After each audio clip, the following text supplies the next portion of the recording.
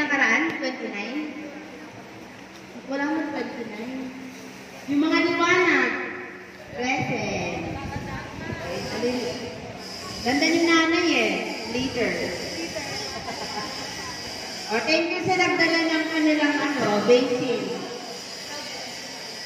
Para makatulong ko, Mamaya, dahil mag-iigib tayo ng tubig, wala tayong bus papunta rito. Pwede bang kung sino yung available, tulong na lang din, Kasi yung mga ni Sir Emil, puyat ko yata. Ganap na lang kagabi. So magtutulungan na lang tayo, Okay lang ba yun, guys? Doon lang naman yung natin. So sa mga natihan na, nung nakapag-attend na dati, kilala na siguro nila ako. Sino ako? Ako si Miss Jackie ng ESAFR. So nagbabalik tayo ngayon sa panibagong topic natin. Inubunin ko taga-Cebu daw. Ay, Japan. Okay. So nag-roll call na ako kanina. Nabanggit namin kay SB na kailangan natin i-group ang ating sarili into 5. Ilan yung ating model? Pataas na kamay. 1. Dumami na yung model. Dumami. 8.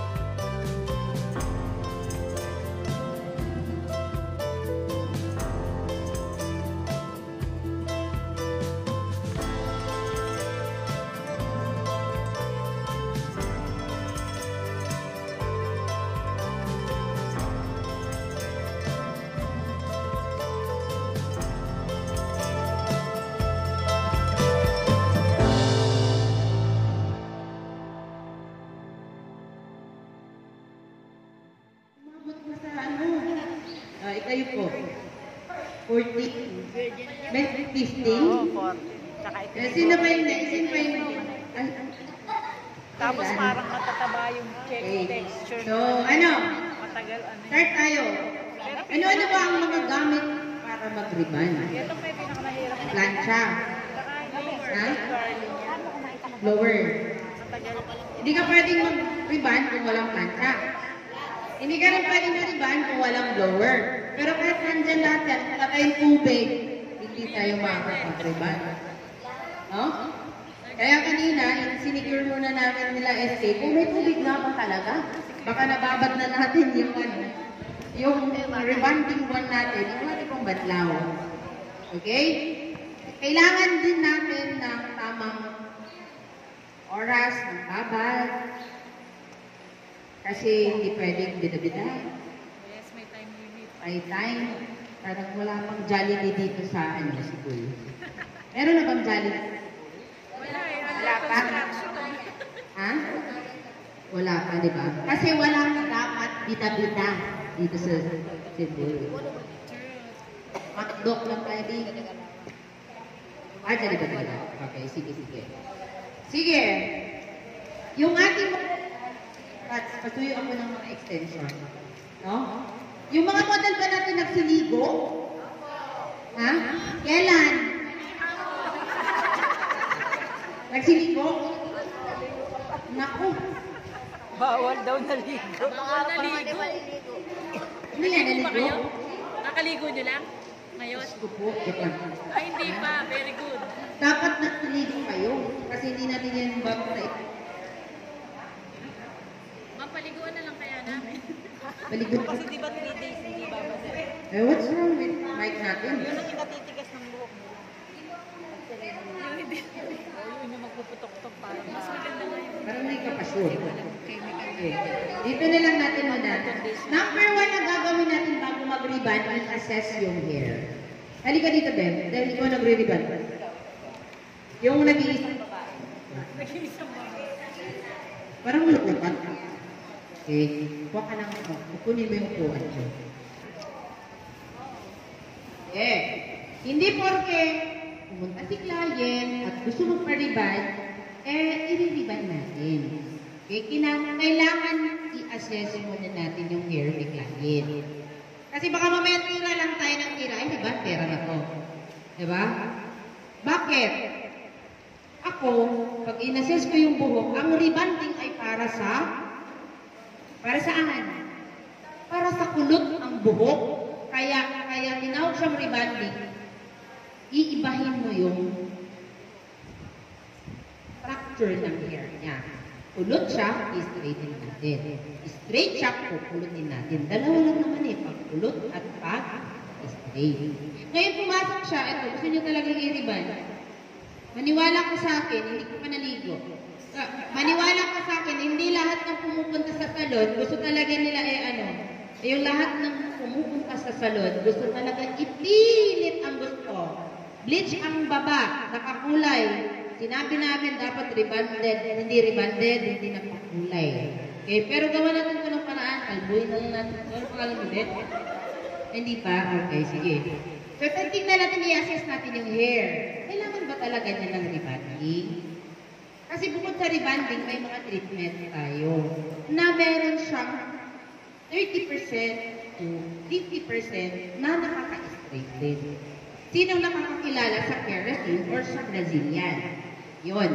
Si Brazilian, meron din siyang up to 50% na straightening. Kung ang buhok ni client ganito lang, hindi naman talaga siya kailangan na i-rebond. Bakit pagurin mo ang sarili, straighten yung buhok na straight naman na? Diba? Pagurin mo sarili mo. Ganun din naman. Kaya may tinatawag na ibang gamot na pwede dito sa buhok na ito. Ito hindi na kailangan i-rebond ito. Kasi straight na yung hair niya. Bakit ito kumulot dito? Kasi sa kakaganyan niya. Oh. Ngayon, yung keratin, yun yung pwede sa kanya para lang maging bouncy siya. Smoothing si keratin. Yun. So, hindi ka pwede i-rebond. No? Kasi hindi talaga ang buhok mo ay, buhok ni Ma'am Lovely, hindi na rin kailangan i-rebond. Ang i-rebond ito, tingnan mo yung buhok ko, hindi ko sinuklay, pero umukulot siya mag-isa. Yan kung gusto kong i-rebond. So, kailangan i-assess natin yung buhok ni client. So, dapat, kulot ang iriban natin. Eh, gusto niya talaga. Ang ginagawa ng mga bakla, iri yun eh. Ay, sorry. Ayan. Ang ginagawa nila, sige, go. Pero, ginagawa na rin nila na parang etchis na lang. Tama mali? Tama mali? Huwag kang ayaw magbukilya. Ayaw niya i-booking auto. Girl, hindi na lang muna natin iriban yung hair mo. Pero i-treat natin yung hair mo later. Okay? Okay. Kasi, magpapagod lang kami planchahin to, straight na to. Okay? Pahingi ng isang model. Kasi hindi tayo tira ng tira dito, ba? Nariban natin na. Hindi ka rito, be.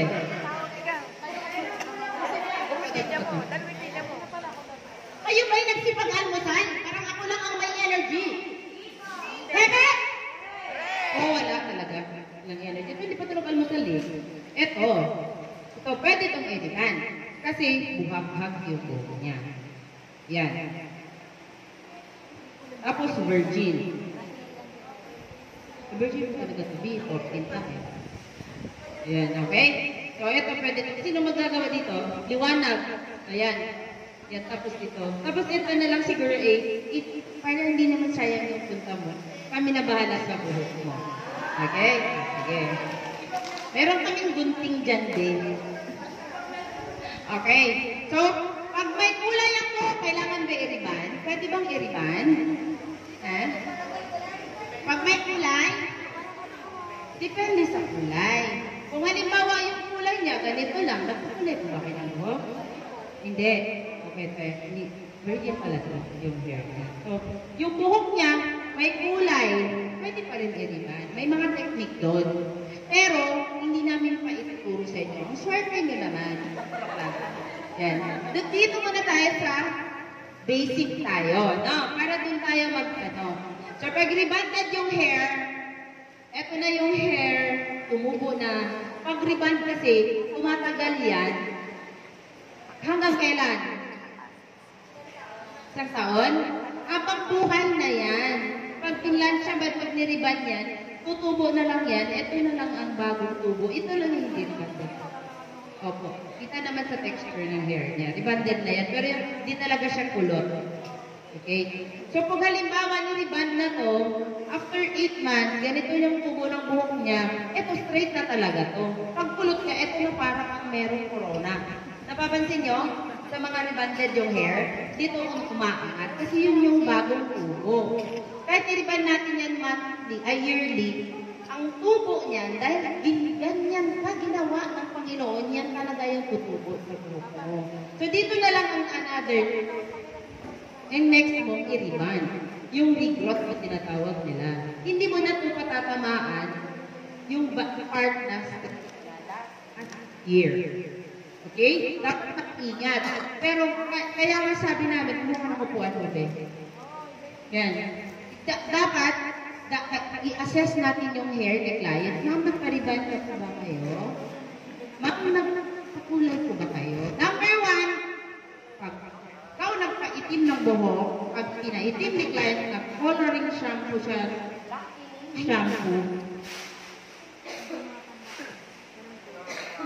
first timer ka mag-reband ka mo ng kilikan. Bakit? Pag nag-blackening siya, magra-copyright. Yung buhok niya, tumulan na. Ching! Yun. May mga client, maniwala kayo sa akin o hindi, may mga client na sinungaling. Hindi sila nagsasabi ng totoo. Bleach ang hair. Pwede ka riban? Dati, hindi. Pero ngayon, may mga bago na pwede na. Pero hindi namin tuturo ngayon. Check that. Mga advanced yun. So, pagka first timer tayo, muna natin galawin yung hindi natin saklaw. Okay? Doon muna tayo sa basic. Hindi tayo pwedeng mag-college. Hindi pa tayo nag-elementary. Okay? So, start na tayo ngayon sa, muna tayo? Basic muna tayo. Okay? Paano mo natin yung buhok? Okay? Meron tayong rebanding one, yun yung straightening. Tapos, after sobrang kulot. Siyempre, kung sobrang kulot, iba yung babad niya. Pero laging titignan natin every 5 minutes after 15 minutes na babad. May mga buhok na mabilis ang gamot. Manilip yung strand. Yung manipis yung strand. Bantayan ninyo dahil naluluto agad. Okay? Meron naman malalaki yung strand. Makapal yung strand. Yung hibla ng buhok, makakapal. Kailangan natin i-check din. After 15 minutes, check mo kung paano ba siya naluto. Kailangan ko ba na 5 minutes another, 10 minutes another. Laging mag-check yung buhok. Ano? Hindi na susunod yung after 30 minutes. Kasi may mga buhok minsan. 15 minutes lang dahil malilit yung strand. Unat na siya. Okay? So, turuan ko rin kayo mamaya paano mag-strand test. Importante yun, mag-strand test tayo. Tapos, lagi natin sabihin sa client, ano yung client, ma'am, talaga po bang hindi kayo nag-black? Mas maiging wala tayong client na gagawin, kaysa may client kayong ginawa, tapos na sira. Kasi hindi sila nagsasabi ng totoo. Kung delikado, kung sa tingin ninyo, nagsisinungaling sila, iba kasi ang kulay ng natural black, at saka nagpapablack. Kung nag-black yan, gantong-ganto ang kulay yan. Tapos, walang tintab. Pansin nyo? Kung nag-black, meron din nag-bleach, tapos di-black. Tapos gustong i-reband. Maligalig ang client. Di ba? Ang daming maligalig na client. Nilight na yung hair niya. Ay, ayoko rin ng light. Ito ka dinar. So, dinar niya. Tinitim niya. Pariban siya ngayon. Tinitignan dapat natin. Makikita niya sa root. Okay? Iba ang kulay nito. After 1 month, meron na yung cap-inch niya tubutan. Titignan niyo yung kulay nito. Makikita niyo yung kaibahan. Okay? Baka mamaya, sabihin, may nasira na yung booking ka ba siguro, sira ako ng mga after na rebound. Dapat ganon. So kung delikado ang buhok ni client at gusto talaga niya magpa-reband, ano gagawin mo?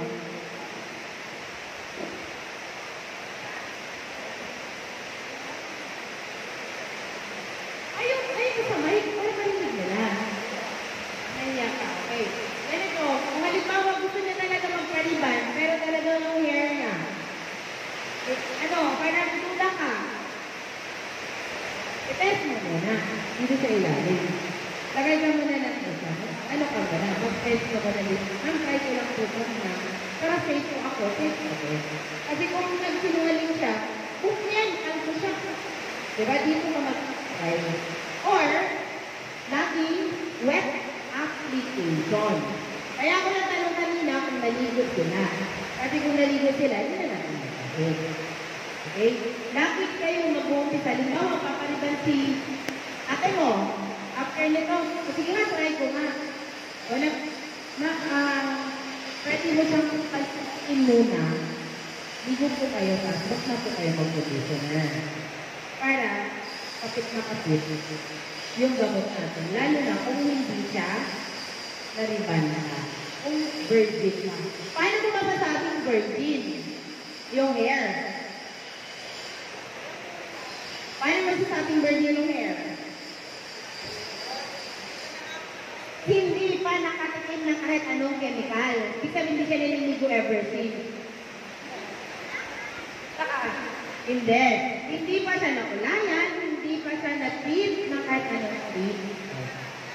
Hindi pa siya na-Brazilian, hindi pa siya na-Riban. Okay? Hindi pa nakulayan. Okay? Get? Kung halimbawa, di ka sure. Di ka sure sa mga pangyayari sa buhay niya. Ay, sampuhin mo ng sampuhin. Malalaman mo doon. Sampuhin mo ng 2 beses. Kasi may mga buhok na oily.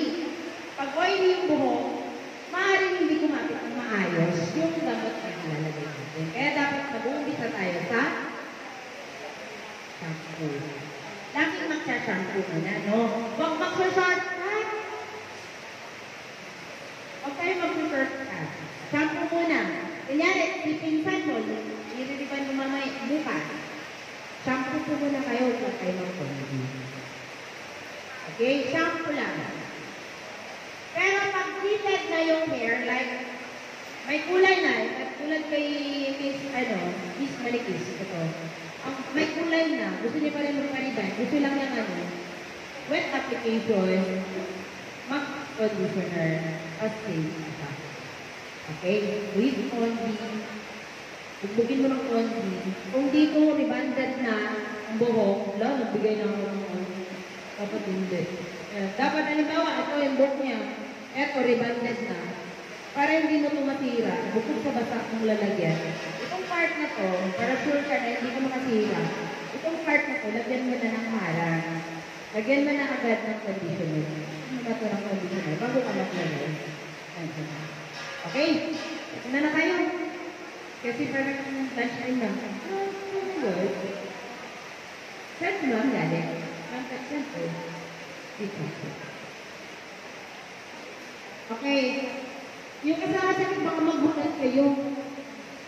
Ipapakita lang yung laman. Kung ano ang laman ng ating bayon. Tanong ko lang pala yung yung nag-attend last time. Napakinabangan nyo naman yung Okay. Thank you. So, ito po ang laman. Ha? Ang laman ng bayong. Meron kang blower. Okay? So, hindi ko na kailangan bumili ng blower. Meron kang iron. Okay? May iron na. Meron isang towel. Ang kunat ng pawis. Tapos, meron tayong magnetic tape. Ito yung gagamitin natin later. Mixing bowl. Tinting brush. At saka ating table. At meron na rin po clip, pero hindi na kayo mahirapan. Okay? Lahat kompleto na. At meron pa earpad! Talaga naman. Bonus na lang ito. Nilagyan pa talaga ng gloves pero hindi nasira yung mga kamay ko. At ang ating rebanding. Sino na makakilala kay Aglog? Ipapakilala ko siya sa'yo. Kung ako ay hindi pa ako nag-umpisa pa lang ako. Ito yung pinaka-safe gamitin na brand. Okay? Kahit alam niya na nag-umpisa ka pa lang, hindi ka matatakot kasi safe ka na brand.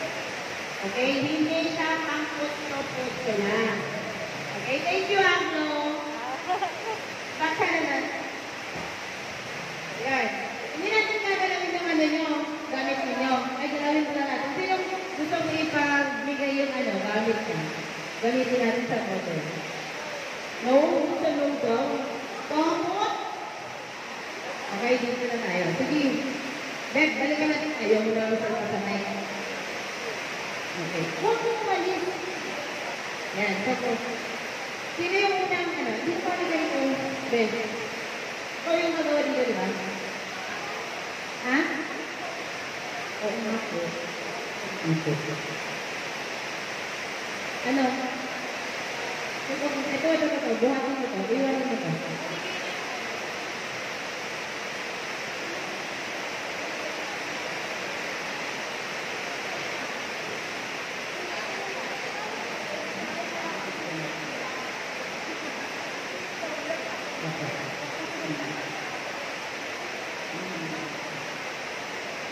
Kapag-isa ko nila yung may sagot ba yan?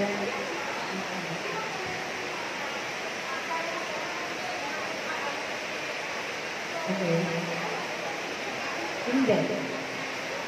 Walang pangriban na pwede sa buntis. Nairiban? Ako na nag-riban.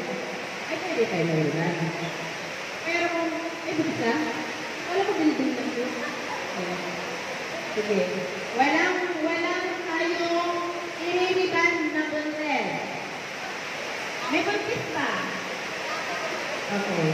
So, buntis siya. In your dream. Okay.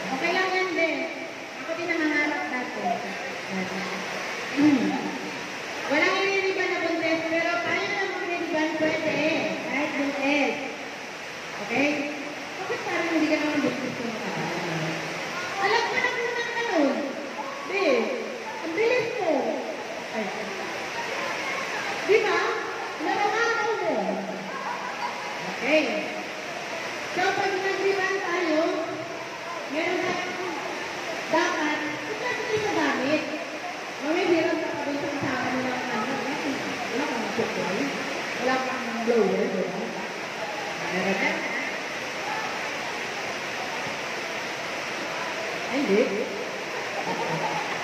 Ayan, sige. Usisahin natin dito. Number 1, pag nag-iwan, huwag kalimutan ang towel. Lalagyan natin siya ng towel.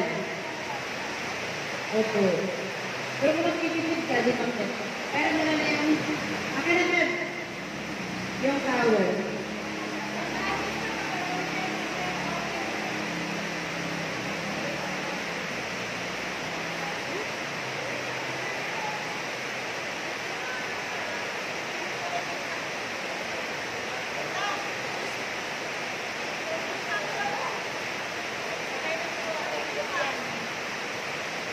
Waterproof naman siya.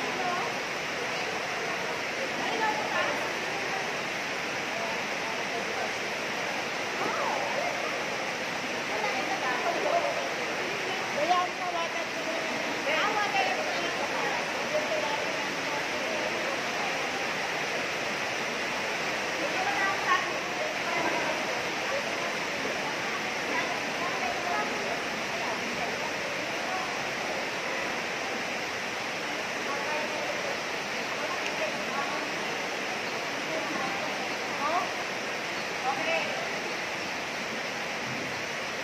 Start tayo sa proper na sectioning.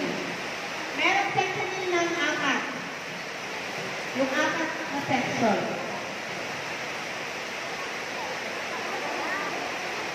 Ito, hanggang dito.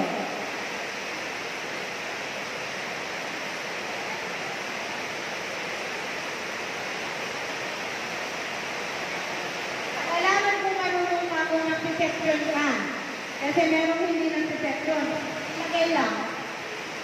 Diba? So mag-section tayo ng apat. Kaya kailangan natin ng crocodile. Ito yung crocodile. Ba't yung tinawag ng crocodile clip? Kasi mukha siyang crocodile. Ayan, kahit makapal na buhok, kaya na. Okay?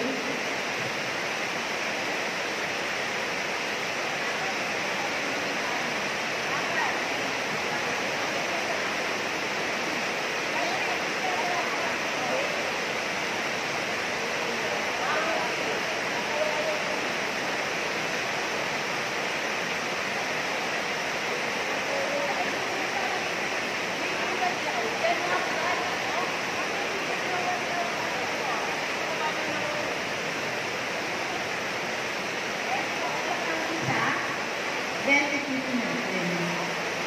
Tapos,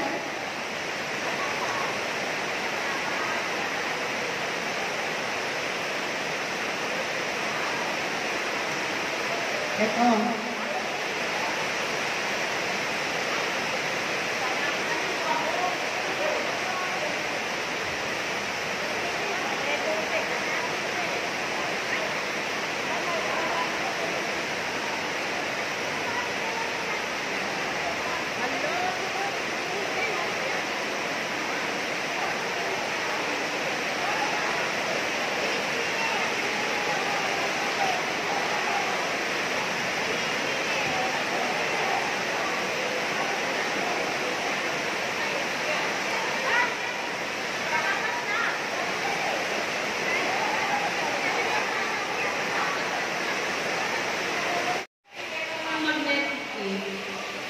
Towel lang.